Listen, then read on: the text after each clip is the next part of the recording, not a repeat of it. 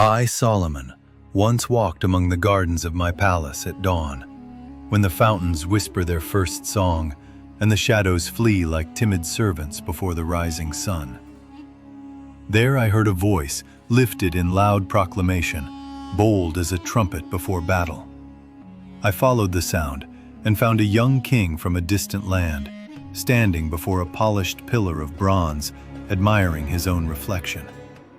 With every word, he praised his strength, his wisdom, his victories, and the splendor of his reign, as though the heavens themselves awaited his boasting. I watched in silence, for pride needs no audience but itself. At last he turned and saw me, and with eager eyes he asked, "O Solomon, is there a king greater than I?"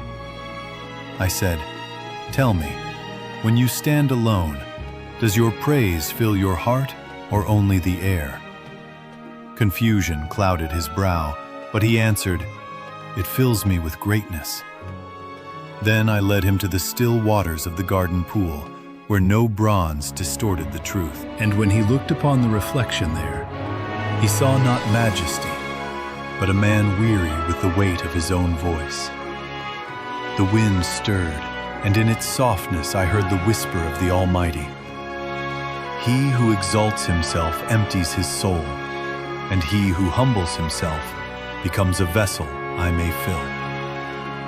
The young king bowed his head, and for the first time he was silent. I placed my hand upon his shoulder and said, "Praise is not the crown of a king, but the chain that binds him.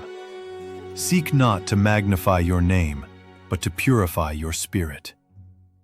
And as the sun rose higher, the pillar of bronze showed no glory, but the pool reflected a man beginning to learn.